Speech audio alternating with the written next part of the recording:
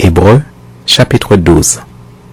Nous donc aussi, puisque nous sommes environnés d'une si grande nuée de témoins, rejetons tout fardeau et le péché qui nous enveloppe si facilement, et courons avec persévérance dans la carrière qui nous est ouverte, ayant les regards sur Jésus, le chef et le consommateur de la foi, qui, en vue de la joie qui lui était réservée, a souffert la croix, méprisé l'ignominie et s'est assis à la droite du trône de Dieu.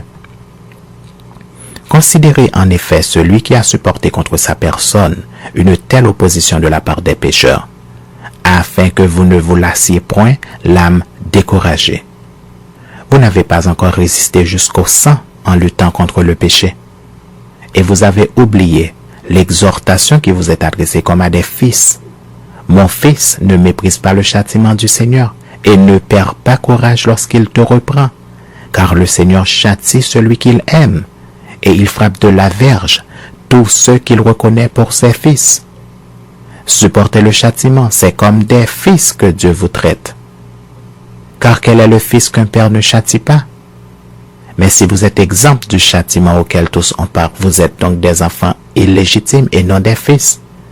D'ailleurs, puisque nos pères, selon la chair, nous ont châtiés et que nous les avons respectés, ne devons-nous pas à bien plus forte raison nous soumettre au Père des esprits pour avoir la vie?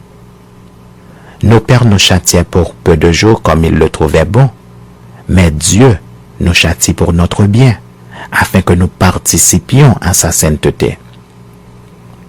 Il est vrai que tout châtiment semble d'abord un sujet de tristesse et non de joie, mais il produit plus tard, pour ceux qui ont été ainsi exercés, un fruit paisible de justice.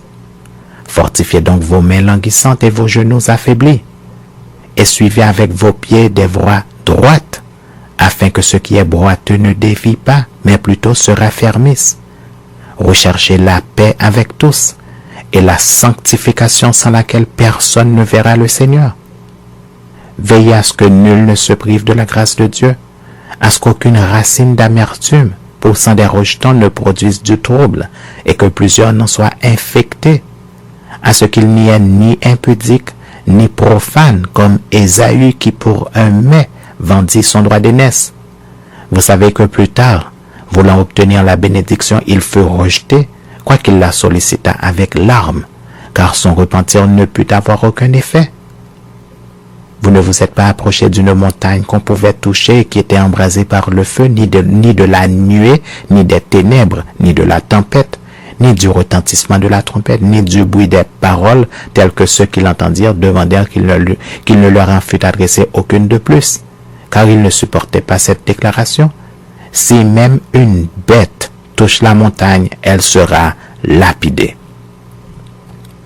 Et ce spectacle était si terrible que Moïse dit, « Je suis épouvanté et tout tremblant. » Mais vous vous êtes approché de la montagne de Sion, de la cité du Dieu vivant, la Jérusalem céleste, des myriades qui forment le cœur des anges, de l'assemblée des premiers-nés inscrits dans les cieux, du juge qui est le Dieu de tous, des esprits des justes parvenus à la perfection, de Jésus qui est le médiateur de la nouvelle alliance, et du sang de l'aspersion qui parle mieux que celui d'Abel.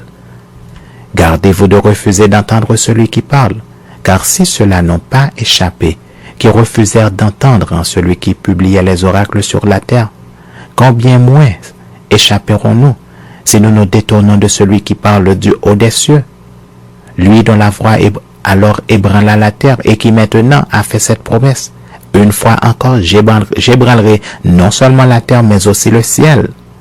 Ces mots, une fois encore, indiquent le changement des choses ébranlées, comme étant faites pour un temps, afin que les choses inébranlables subsistent. C'est pourquoi, recevant un royaume inébranlable, montrons notre reconnaissance en rendant à Dieu un culte qui lui soit agréable, avec piété et avec crainte, car notre Dieu est aussi un feu dévorant.